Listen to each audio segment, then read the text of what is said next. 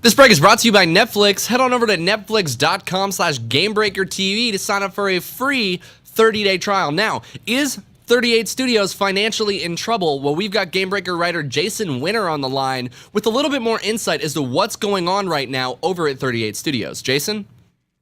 Well, in 2011, they got a $75 million loan from the state of Rhode Island to relocate their main offices from Boston. And apparently earlier this week, the governor of Rhode Island actually stopped by the office to talk a little bit. And this wasn't a friendly visit from the governor? Isn't that what governors do? They give you $30 or $75 million and they come by your office, it's probably not usually a friendly visit. Some of the quotes that came out of him were, "We're concerned of just doing everything possible in a tight time frame to keep 38 Studios solvent." So none of that sounds great. And it's noted in the article that I got this from. It says that when this Governor Lincoln Chafee was up for election in 2010, he spoke out against this deal. So it's something he probably inherited more so than pushed for himself. So sure. He's probably not their greatest advocate right at this moment.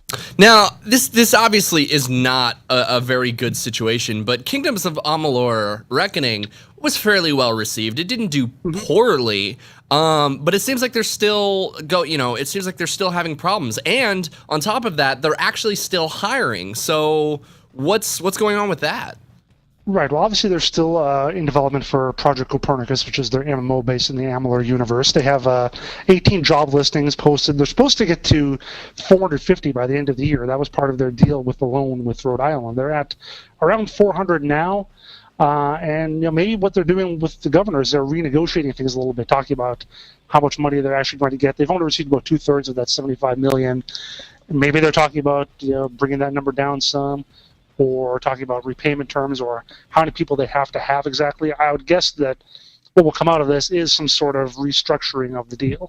Right, because they did come out and say that they do want to keep 38 Studios in Rhode Island. That's kind of their goal.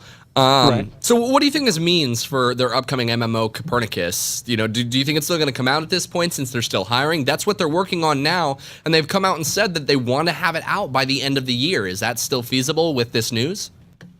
I think the chances of it being out by the end of the year are probably less than 100%.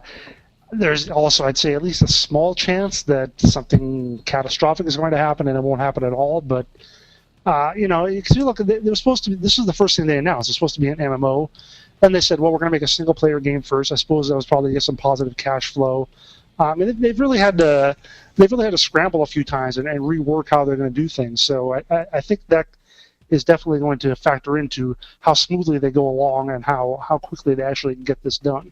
Right. All right. Well, as we get more information, we will definitely keep you guys updated right here on the fate of 38 Studios. For all of your other gaming news, keep it tuned right here to GameBreaker TV. We will keep you updated throughout the day. And be sure to go check out Netflix at netflix.com/GameBreakerTV.